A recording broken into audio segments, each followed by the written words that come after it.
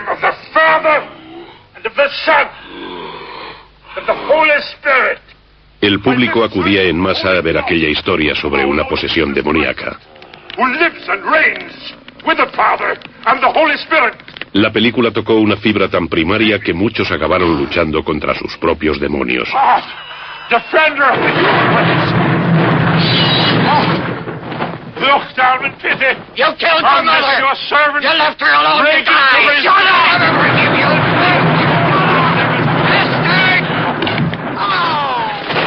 Lo que pocos sabían es que El Exorcista estaba inspirada en hechos reales. Esta es la verdadera historia detrás de la película.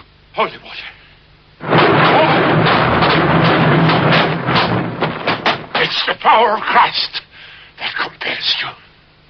Bill Blatty estudiaba en la Universidad de Georgetown cuando ocurrió aquello y empezó a tomar notas. Escribió la novela a lo largo de un periodo de 15 años. Cambió el personaje del joven por el de una niña. Un día, no sé dónde, la novela cayó en mis manos, la leí y me pareció sensacional. Después, cuando me dijo que era una historia real, me picó aún más la curiosidad. Es una historia clásica, una historia intemporal sobre temas intemporales, sobre la inexplicable naturaleza del bien y el mal. Creo que El Exorcista toca esos temas y representa la lucha constante de todo ser humano en este planeta. Todos vivimos en un campo de batalla entre el bien y el mal. La historia comienza en enero de 1949 en Mount Rainier, Maryland, no muy lejos de Washington, D.C. Es una calle pequeña, con casas de madera a cada lado. En una de las casas, no muy lujosa, pues son gente trabajadora, viven el padre, la madre, su hijo Robbie, de 13 años, y la abuela. En aquel entorno aparece otra persona, una tía que realiza frecuentes visitas desde St. Louis. La tía es espiritista. Es decir, está convencida de que cuando una persona muere, se va sencillamente al otro lado y puede comunicarse con nosotros, los vivos. Juegan juntos a la Ouija. Ella le dice a Robbie que la Ouija es un medio para que los vivos puedan ponerse en contacto con el otro lado. Existe la creencia popular de que cualquier contacto con los espíritus o con los muertos abre una puerta al mal o al demonio. Esta influencia concreta sobre nuestra sociedad se remonta a las escrituras hebreas y a la época de los profetas, en la que estaba prohibido comunicarse con los espíritus malignos y se castigaba con la muerte. Poco después de la visita de su tía, comenzaron a suceder cosas extrañas. Un sábado por la noche, la madre y el padre salen. La abuela y Robbie se quedan en casa y empiezan a oír arañazos en las paredes. Al principio piensan que son ratones. Avisan a un exterminador, pero no encuentra ratones y mientras tanto, noche tras noche, continúan los arañazos. Pero los arañazos no son el único suceso. La fruta sale volando de la mesa se vuelca, las sillas se vuelcan, un jarrón vuela por el aire. En la habitación de la abuela hay una imagen de Cristo. La imagen empieza a moverse en la pared como si hubiera alguien detrás de ella, golpeándola. En la propia habitación de Robbie, el colchón parece tener arañazos. Una noche incluso dice que siente como pasos dentro del colchón. Más tarde, el 26 de enero, la querida tía de Robbie fallece. Robbie está destrozado por la pérdida. Algo le dice que se acerque al tablero de Ouija y comienza a juguetear con él, tal vez para intentar llegar hasta ella. El propio Robbie estaba cambiando. Por la noche las pesadillas lo acosaban. Durante el día estaba inquieto y retraído. Y mientras, los sucesos extraños continuaban a su alrededor. Aquella situación se prolonga durante un tiempo hasta que la familia recurre a un pastor luterano, el reverendo Schultz. Schultz cree en la parapsicología, la idea de que los objetos pueden volar porque nuestra mente es capaz de hacerlos volar. Cuando trabajaba en el Instituto de Parapsicología, encontré ciertos documentos relacionados con el caso. Por ejemplo, la correspondencia entre J.B. Rhind y el padre Schultz. 21 de marzo de 1949, Dr. J.B. Rhind, Departamento de Parapsicología, Universidad de Duke. Estimado Dr. Rhind, hay en nuestra congregación una familia que está sufriendo fenómenos paranormales. Dichos fenómenos suceden solamente en presencia del hijo. Lo tuve en mi casa la noche del 17 al 18 de febrero para observarlo personalmente. Una butaca se movió estando él sentado y lo tiró al suelo. Se llevó al chico a su casa, probablemente porque pensó que estaba engañando a sus padres, y se dijo a sí mismo, si lo llevo a mi casa no podrá engañarme tan fácilmente. Pero descubrió que allí las cosas seguían moviéndose y se sintió bastante conmocionado. Dijo que llevó al chico hasta la cama y que cada vez que trataba de acostarlo, la cama empezaba a temblar.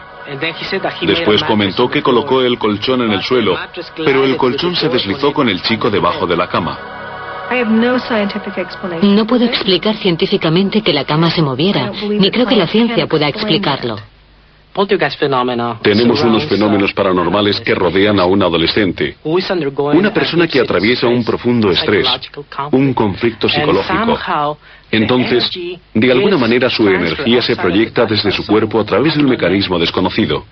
Es muy posible que exista una explicación científica que aún no comprendemos, del mismo modo que la gente del siglo XVII no habría comprendido la electricidad. He dejado al muchacho al cuidado de la Clínica de Salud Mental del Condado, en donde es atendido por la doctora Mabel Ross, de la Universidad de Maryland. Ella y su equipo mantuvieron 2 entrevistas con él. Debería haberse celebrado una tercera, pero entre tanto, habían aparecido palabras sobre el cuerpo del chico, según afirmaban su familia y amigos. Se desconoce por qué Robbie jamás acudió a la tercera evaluación psiquiátrica. Es posible que sus padres se asustaran por una serie de artículos que se publicaron aquel mes en los periódicos, en los que se denunciaban las deplorables condiciones de los psiquiátricos estatales. 1000 hombres, mujeres y niños atestaban los pabellones, inmovilizados con camisas de fuerza, atados a sillas, abandonados. Los tratamientos médicos eran salvajes. Muy pocos pacientes salían alguna vez de allí. No creo que la psiquiatría tuviera mucho que ofrecer en aquel entonces. En 1949, los prejuicios en contra de las enfermedades mentales eran enormes. La gente jamás hablaba de que hubiera este tipo de enfermedades en su familia. Si a un miembro de una familia se le ingresaba en un psiquiátrico estatal, se vivía como una vergüenza, se ocultaba, se encubría. No me sorprende que pidieran ayuda a un clérigo. El reverendo Schultz lo ha visto con sus propios ojos y no lo comprende, pero nota la presencia del mal. Se dirige a los padres y les dice: los católicos entienden de estos asuntos, será mejor que hablen con un sacerdote. Lo que me intriga de él es que permaneció escéptico, aunque pensó que podían ser fenómenos paranormales. Sin embargo, lo refirió a un sacerdote católico, sabiendo que los católicos practican exorcismos. Me da la sensación de que le estaba sugiriendo sutilmente a la familia que quizá era una posesión demoníaca. Los padres de Robbie siguieron el consejo del reverendo Schultz. Acudieron a la cercana iglesia católica de San Jaime, en Mount Rainier, Maryland, en donde consultaron con el padre E. Albert Hughes. Muchos años después, el padre Hughes confiaría a otro sacerdote de su parroquia, el padre Frank Bober, su escalofriante encuentro con el muchacho. En aquella época, el padre Hughes era joven. Había sido ordenado hacía unos años. Hello, Father Hughes. Thank you so much for seeing us, Father. Of course. Father Hughes. And you must be Robbie. How are you today? Answer the Father, Robbie. Well, he said they were... Me comentó que ocurrían fenómenos muy extraños. Uno de ellos es que el chico podía mirar el teléfono y moverlo por la habitación. Al muchacho no le gustó nada estar allí y que le entrevistara un sacerdote. Empezó a hacer muchísimo frío en la habitación. Se quedó helada. Y me comentó que aquellas cosas daban bastante miedo. El padre Hughes sospechó que el muchacho estaba bajo la influencia de fuerzas malignas. Recurrió en busca de ayuda al ritual romano, un libro de oraciones de varios siglos de antigüedad. El joven sacerdote abrió el capítulo sobre exorcismos para estudiar los síntomas de posesión. Llegó a la conclusión inequívoca de que era una posesión satánica. No creo que el padre Hughes tuviera interés en llevarlo a cabo él mismo, así que le comunicó el caso al arzobispo, y el arzobispo Boyle le pidió que lo hiciera él. Las normas exigen que el exorcista se distinga por su piedad, prudencia e integridad. También aconsejan que esté en la madurez. El joven padre Hughes no parecía el más indicado, pero se preparó lo mejor que pudo. Como es habitual, antes de que un sacerdote lleve a cabo un exorcismo, ha de rezar mucho, ayunar mucho. Él lo hizo, en ese sentido estaba preparado. Obtuvo permiso para ingresar al chico en el hospital de Georgetown mientras durase el ritual, pero no estaba en absoluto preparado para lo que sucedería después. Le ingresan en el hospital universitario de Georgetown y allí le inmovilizan. El padre Hughes entra en la habitación y va a comenzar el exorcismo.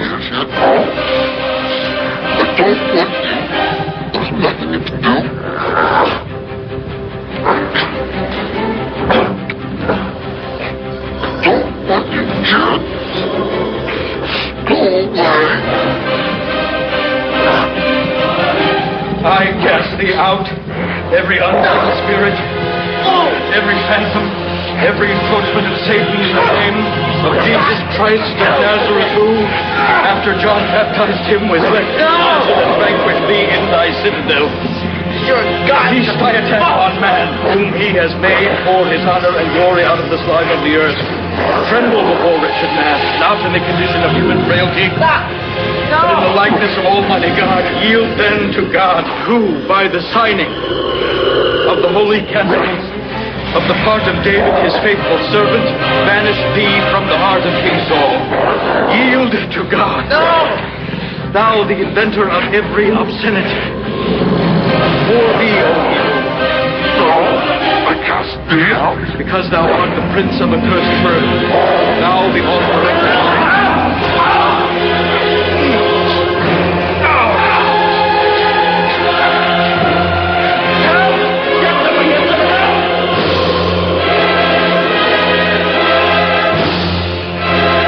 Robbie arrancó un muelle de acero de la cama y le desgarró al padre Hughes el brazo izquierdo desde el hombro hasta la muñeca.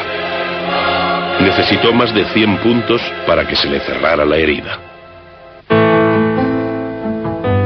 En aquella habitación del hospital de Georgetown, el padre Hughes sintió que había conocido al demonio.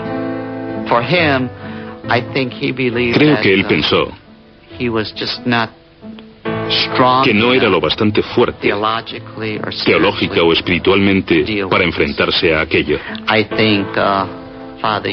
El padre Hughes no se consideraba un adversario apto para luchar contra Satanás.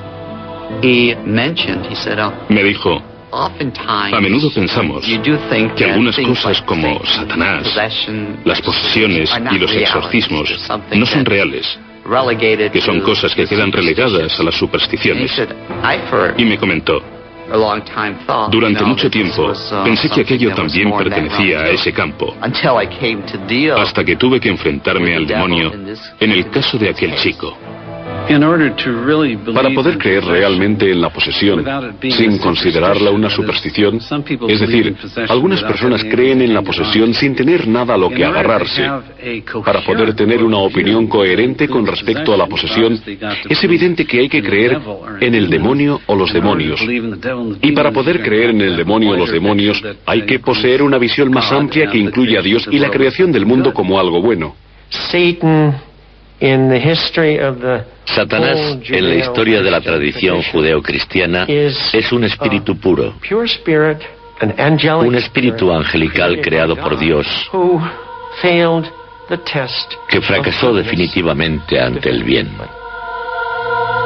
La imagen original del demonio es la de un gran ángel caído condenado al infierno eterno. Es llamado Satanás, el acusador, la suprema personificación del mal, el torturador de almas humanas.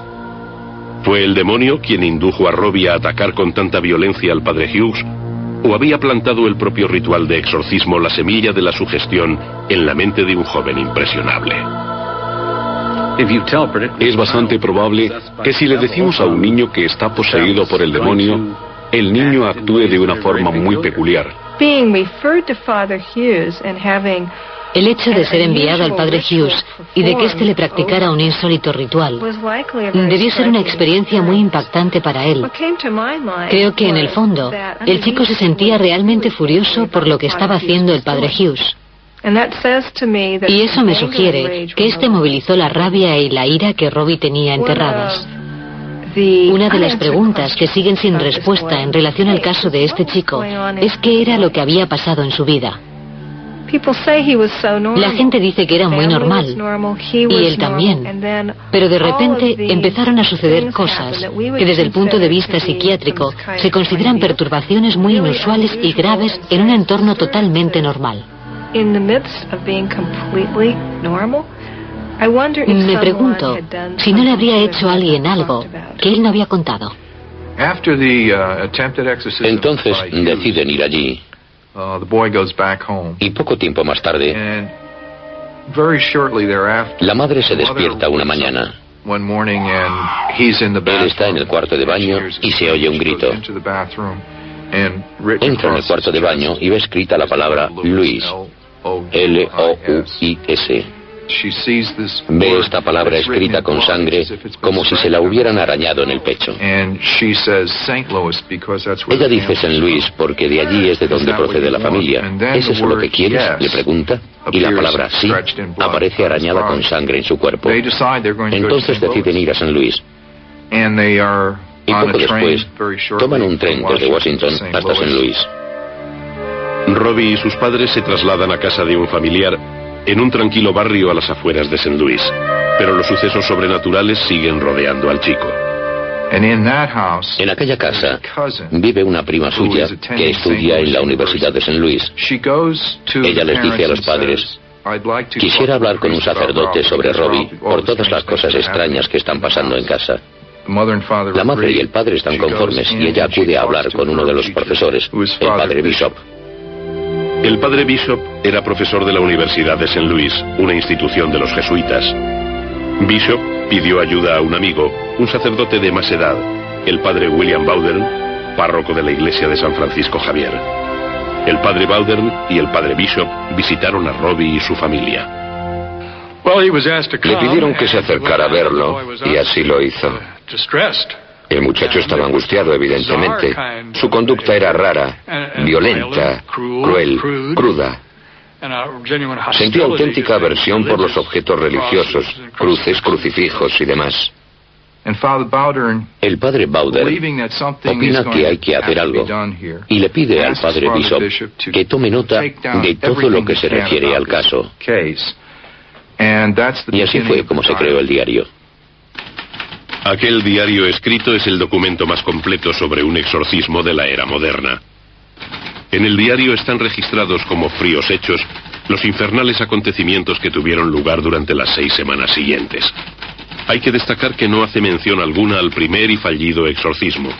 Los sacerdotes no tuvieron conocimiento previo del daño que Robbie había infligido a un compañero de ellos.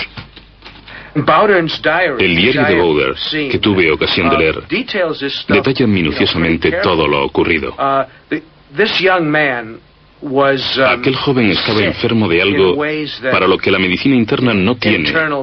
No tenía cura entonces, ni creo que ahora tenga forma de curar. El diario comienza con las primeras visitas de Bowdern y Bishop a casa de la familia en St. Louis, mientras trataban de dilucidar qué le pasaba al muchacho. Miércoles 9 de marzo. Un dolor agudo pareció atacar a Robbie en el estómago y gritó. La madre apartó rápidamente las mantas de la cama y le levantó la camisa del pijama al chico lo suficiente para mostrar líneas de color rojo vivo como arañazos en forma de zigzag en su abdomen. Viernes 11 de marzo. El chico estaba dormitando cuando el frasco de agua bendita de San Ignacio fue lanzado desde una mesa a 60 centímetros de la cama de Robbie hasta una esquina cercana. 5 minutos después de que los padres Bowden y Bishop salieran de casa de Robbie, se oyó un fuerte ruido de arañazos en la habitación. Una librería había sido arrastrada desde su sitio al lado de la cama y había sido dada la vuelta totalmente. El escabel del tocador se trasladó hasta la cama a unos 60 centímetros. El crucifijo con reliquias que estaba debajo de la almohada apareció a los pies de la cama. La reliquia de Santa Margarita María se perdió en la habitación. El padre Bowden y el padre Bishop deciden que allí hay algo maligno, que el chico está poseído y que es necesario practicar un exorcismo. Técnicamente, una posesión demoníaca significa que un espíritu maligno se ha introducido en el cuerpo de una persona y que se ha apoderado y apartado su voluntad y su mente. De manera que es el demonio quien gobierna el interior de la persona, en lugar de su voluntad y su mente. El enfoque básico de un exorcista es espiritual. Consiste en la diferenciación entre el bien y el mal, y el reconocimiento de la presencia del mal, y más concretamente, del maligno. Por regla general, cuando existe un supuesto caso de posesión, se estudia detenidamente. Si no parece un engaño, se busca un problema físico. Si es un tipo de enfermedad extraña, si es una dolencia física que produce extraños síntomas. Una vez descartada esa posibilidad, se tiene en cuenta lo psicológico. La enfermedad mental que se confunde más habitualmente con una posesión es la personalidad múltiple. He tratado a varios de estos pacientes y una de las cosas que he visto en mi consulta es una persona cuya expresión facial cambia repentinamente y adopta una mirada muy extraña. Es como si una parte de ellos, casi maligna, estuviera furiosa y te mirase a los ojos. Si no sabes qué es lo que sucede, te puede parecer una posesión demoníaca. El motivo para que fuera derivado a un exorcista fue precisamente porque los psiquiatras no podían ayudarlo. Pues el problema no era psiquiátrico en absoluto, ni tampoco psicológico. Era un problema con el maligno. Martes 15 de marzo. Ha temblado el colchón como siempre. La reliquia de Santa Margarita María fue arrojada de la almohada. El movimiento del colchón se prolongó durante 2 horas. El padre Bowden comunicó a su superior, el arzobispo Ritter, sus descubrimientos. El arzobispo Ritter está de acuerdo en que debe practicarse un exorcismo y decide que el padre Bowden sea el exorcista, para sorpresa del propio padre Bowden. Se sabe que el padre Bowden dijo: vaya, ¿por qué me asigna ese trabajo? Tengo otras cosas que hacer. De modo que lo empujaron a hacerlo. Según tengo entendido, no se ofreció voluntario. Miércoles 16 de marzo. El reverendo arzobispo Joseph Ritter ha concedido autorización al padre William S. Bowden para que recite la oración de exorcismo de acuerdo con el ritual romano. El padre Bowden llama a un joven jesuita que aún no es sacerdote, Walter Halloran, que había llevado algunas veces al padre Bowden en el coche de la parroquia y le dice: quiero que me lleves a un sitio. El padre Bowden se me acercó cuando íbamos a cenar. Me dijo que debía salir a ver a unas personas aquella noche y me pidió que lo llevase. Yo le contesté: por supuesto. Los padres Bowden y Bishop y el señor Walter Halloran llegaron a la casa entre las 10:15 y las 10:30 de la noche. Entré en la casa sin tener la más remota idea de lo que estaba pasando. Él estuvo un rato charlando con la familia. El niño estaba presente. Después dijo: bueno, será mejor ponerse manos a la obra. El chico subió a su dormitorio y se puso el pijama. Bowden dijo: vamos allá.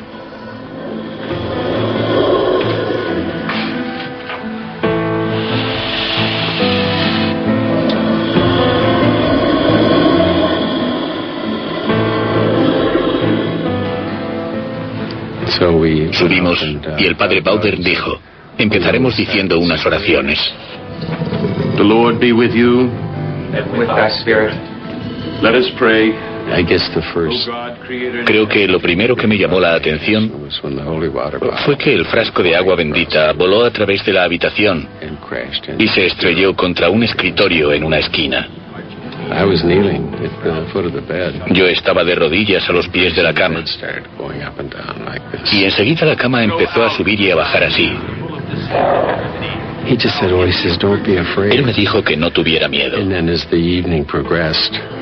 Después, entrada la noche, y a raíz de las reacciones del chico, fui encajando las piezas y comprendí que estaba practicando un exorcismo. Thou dost recognize in me a poor sinner. It is God himself who commands thee. Durante el primer praequipio hubo una reacción inmediata. 3 grandes rayas paralelas aparecieron sobre el vientre del muchacho. A partir de entonces, cada vez que se pronunciaban los nombres de Nuestro Señor, de su Santa Madre o de San Miguel, aparecían arañazos en las piernas, los muslos, el vientre, la espalda, el pecho o el cuello del chico. Era como si alguien cogiera una barra de labios y me dibujara una X en el pecho. Se veía así de claro o más. Algunas personas sufren ciertas reacciones en la piel. Una de las formas de llamarlas es edema angineurótico. Lo que hacen es tocarse con una uña y provocarse una marca roja muy llamativa. Sucedió muchas veces mientras yo estaba allí. Le podía ver las manos. Él no lo estaba haciendo.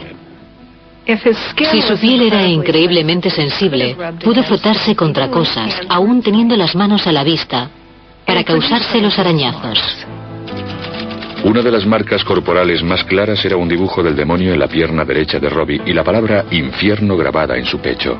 En un momento dado le apareció una marca en un hombro. Parecía una caricatura del demonio, con cuernos. Si realmente existiera el demonio, ¿por qué iba el demonio a dibujar un retrato de sí mismo, que corresponde con la imagen que nosotros nos hemos hecho de él? Que le apareciese la imagen del demonio me pareció la prueba definitiva de que estaba sucediendo algo que no tenía nada que ver con lo sobrenatural. Sé que al principio, la primera vez que pasó, nuestro primer impulso fue pensar, ¿qué ha sido eso? La imaginación puede jugarte malas pasadas. Por eso, una de las reglas es no interpretar las cosas. Jueves 17 de marzo. Las órdenes de la fórmula causaron violentas reacciones en Robbie. La nueva fase del caso comprendía escupitajos diabólicos. Te escupía con una puntería asombrosa. Te acertaba en plena cara a 1,5 metros de distancia. Robbie escupió a los 3 hombres que lo sujetaban. Escupió al padre Bowden, que estaba leyendo las plegarias del exorcismo. Tenía los ojos cerrados, pero acertaba a pesar de la tela que sujetaban cerca de su cara. Entonces decía, te he dado bien. ¿O qué te ha parecido eso? Lo cual era bastante extraño porque cuando se le pasaba aquello, no tenía ni idea de lo que ocurría. En una ocasión me estaba limpiando la cara con una toalla y me preguntó, ¿qué está haciendo? Me estoy limpiando la saliva que me has escupido a la cara, le respondí. Viernes 18 de marzo. Robbie rezó el rosario con el sacerdote junto a su cabecera. Las letanías a Nuestra Señora de Fátima las repitieron al unísono. Sábado 19 de marzo. Los exorcistas llegaron a casa de Robbie a las 7 de la tarde. Robbie se retiró a las 8 y el exorcismo se reanudó.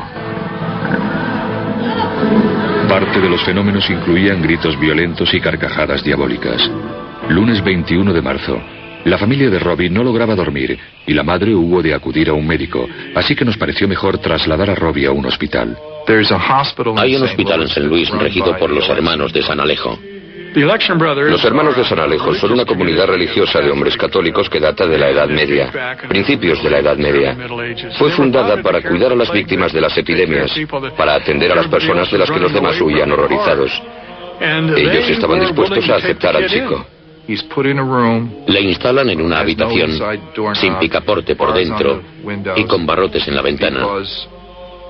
Pues es una habitación del pabellón psiquiátrico del hospital. Y allí continúa el exorcismo. El lenguaje de Robbie se volvió grosero y obsceno. Dijo haber conocido a uno de los padres en el infierno. Le dijo, me sorprende verte aquí. ¿Qué estás haciendo en el infierno? Y aquello afectó gravemente a la persona. A partir de entonces, no volvió más a ayudarnos.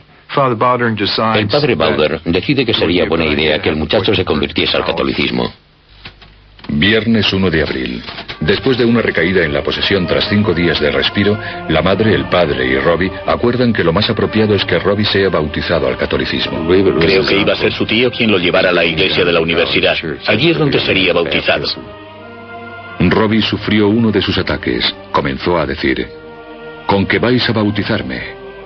¿Y creéis que me expulsaréis con la Sagrada Comunión? Robbie agarró el volante del automóvil y su tío se vio obligado a aparcar junto al bordillo para controlarlo. Fue angustioso para los que iban en el coche, porque temían que fuera a estrellarse contra un poste, contra otro coche o algo así. El padre y el tío lo sujetaban en el asiento de atrás y su tía iba al volante. A pesar de estar estrechamente vigilado, Robbie saltó para atacar a su tía mientras conducía. Llegan a la iglesia. La pelea continúa en el coche. Bajan a la acera y sujetan al muchacho con fuerza. Cuando el padre Bowden lo ve, decide que el chico no debe entrar en la iglesia por temor a que la profane. Llevan al muchacho a la rectoría de al lado y lo hacen subir por las escaleras. Robbie sufría ataques intermitentes. Se siguió el procedimiento habitual para bautizar a los niños. Robbie, do you renounce Satan? No. Do you renounce Satan? I do. And all his works? I do. And all his display? I do. Robbie, do you believe in God the Father Almighty, creator of heaven and earth? I do. Do you believe in Jesus Christ, his only Son, our Lord? I do. Robbie, do you wish to be baptized? I do.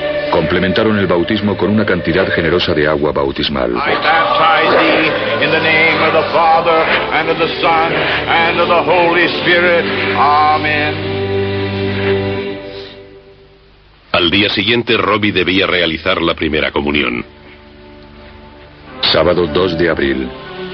Era evidente que su lucha interna era encarnizada. Cuando el padre Bowden comenzó las oraciones de la Sagrada Comunión, Robbie sufrió un ataque. Mantuvo los ojos y la boca cerrados. En las 5 ocasiones en las que se le depositó la sagrada hostia en la boca, Robbie la escupió. Después de casi 2 horas de vanos intentos, el padre O'Flaherty sugirió que rezáramos el rosario. Entonces, Robbie fue capaz de tragarla y realizar la primera comunión bajo una extraordinaria oposición. El chico pasa días y días en el hospital. Está confinado en su habitación y se siente muy inquieto. El padre Halloran, que es joven, piensa que el chico debería salir. Un lugar que el padre Halloran opina que sería adecuado para él es la casa de retiro de los jesuitas, llamada Casa Blanca, a las afueras de St. Louis, en unas montañas sobre el río Mississippi. Le mostré los alrededores. Hay unas figuras gigantescas en cada una de las estaciones del Vía Crucis. Robbie vagó entre las estatuas que representan la vida de Jesús. Empezó a obsesionarse con aquellas poderosas imágenes.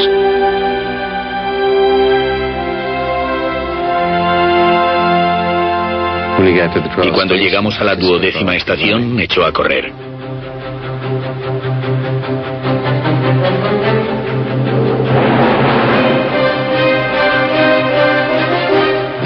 Se dirigía directamente al precipicio. Le grité, pero no se detuvo. Salí corriendo tras él. Y finalmente me lancé y le paré los pies. Estábamos a esta distancia del borde del precipicio cuando nos paramos. Enseguida se despertó y me dijo: ¿por qué me está agarrando? No recordaba nada en absoluto. Y yo sentí un escalofrío cuando pensé: ¿y si el chico hubiera saltado?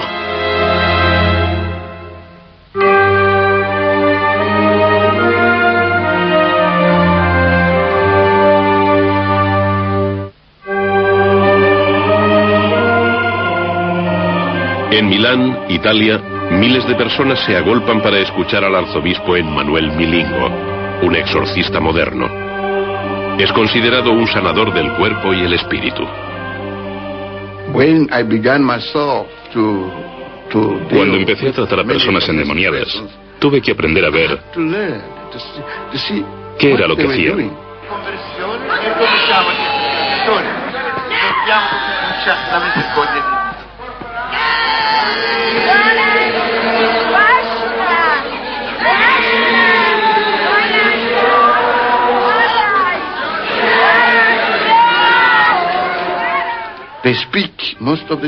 La mayor parte del tiempo hablan en idiomas que nunca en su vida han hablado.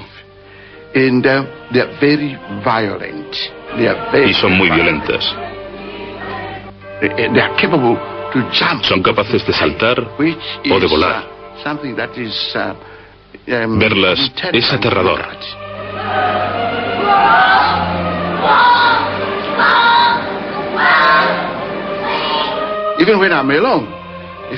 Incluso cuando estoy solo, si estoy solo y la persona endemoniada está conmigo, se acurruca en una esquina. Se acurruca inmediatamente en una esquina. Sabe que no estoy solo. Nunca estoy solo. Me acompaña el poder de Dios. Dios y los ángeles. Siempre digo que lucharé contra el demonio con uñas y dientes durante el resto de mi vida.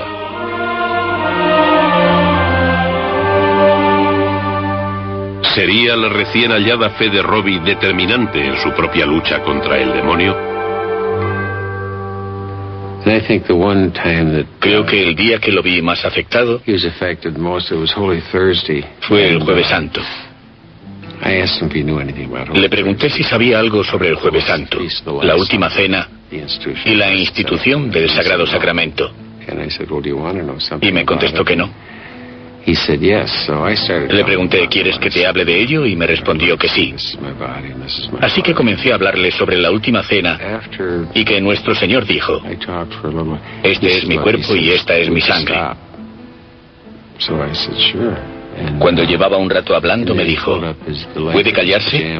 Y le respondí, claro. Entonces se levantó el pantalón del pijama y tenía enormes moratones en las piernas, en el vientre y en el pecho. Bowder y Bishop observan que los arañazos que aparecen continuamente sobre el chico a veces parecen reproducir números y tratan de interpretarlos. Entonces se les ocurre que queda un número determinado de días para la posesión del demonio. Y cuando comienzan a estudiar los números, afirman que terminará en Semana Santa. Jueves Santo, Viernes Santo, Sábado Santo, 14 a 16 de abril. La Semana Santa para el padre Bowder es la de más trabajo de todo el año. En aquellos tiempos, especialmente, debía realizar unas 12 o 14 horas seguidas de trabajo parroquial, porque entonces este era el centro de la ciudad. Entre tanto, mientras de día trabaja como párroco, por las noches acude al hospital de San Alejo y continúa sin descanso las oraciones del exorcismo. A veces se quedaba allí hasta las 12 o la 1 de la mañana y volvía a ponerse en pie a las 5 de la mañana. A esa hora se levantaba, de modo que estaba agotado. Y parecía que no pasaba nada. La idea de que aquello iba a llegar a su fin no se confirma. No está llegando a su fin. Parece que está empeorando.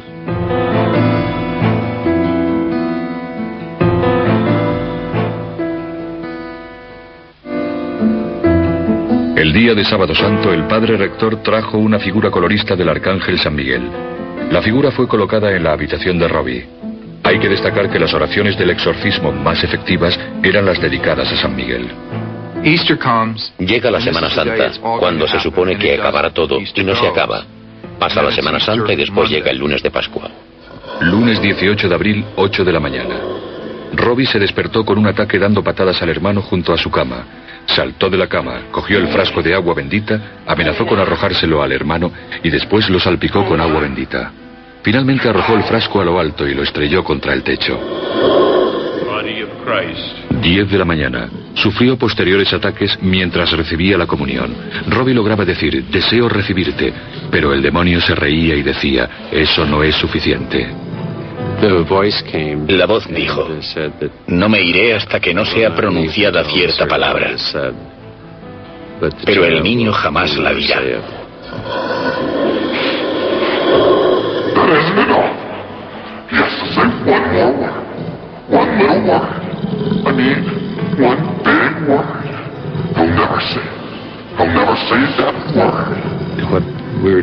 Lo que hacíamos parecía tan inútil a veces. Bowden estuvo fantástico. Dijo, hemos empezado esto y seguiremos adelante hasta que se haya terminado. Holy Michael, the archangel, from thy heavenly throne... 10:45 de la tarde. Tuvo lugar el suceso más sorprendente de la noche. Robbie sufría un ataque, pero yacía tranquilo. Satan under our feet, lest he any longer have power to hold men captive and do harm to the church. Present our prayers at the throne of the Most High, so that he may all the more speedily favor us with his mercy. Lay hold of the dragon, the ancient serpent, no other than the demon Satan, and cast him bound into the abyss, so that he may no longer seduce mankind.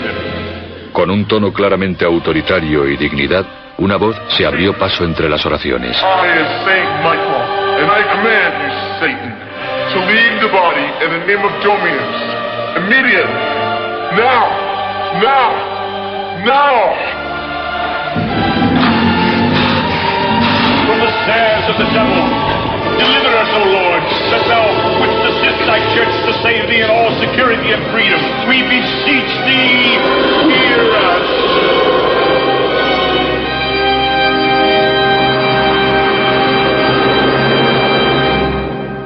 Gone. Dominus es la palabra. Dominus, el Señor. En ese momento acaba el exorcismo. En el hospital hay muchos testigos de ello.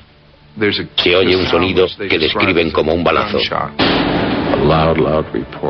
Una detonación muy fuerte. En aquel momento terminó el exorcismo. Había personas sentadas en las oficinas que ni siquiera sabían que se estuviera practicando un exorcismo. Entran en la habitación. Él está sentado en la cama y vuelve a ser el niño de antes.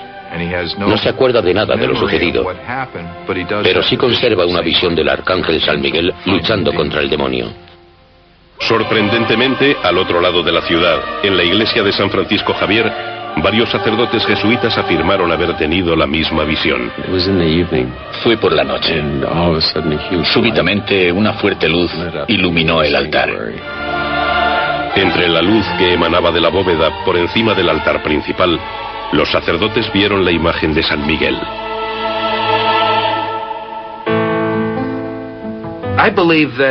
Creo que aquel caso ocurrió tal como se contó. Pienso que fue una posesión demoníaca. Signifique lo que signifique eso. Nadie sabe en qué consiste. Los católicos poseen una buena teoría acerca de cómo funciona y de cómo hacer para curarlo. Sé que aquel chico se curó y que la ciencia moderna no podía solucionar su problema entonces. En aquel estado pudo manifestar sentimientos que en otra situación no le habrían parecido aceptables. Puede que su ira se hubiera agotado. Si una persona quiere ser escéptica, que sea escéptica. Lo único que sé es que estuve allí y que lo vi. Creo que la persona a quien afectó más aquella experiencia fue Bowden.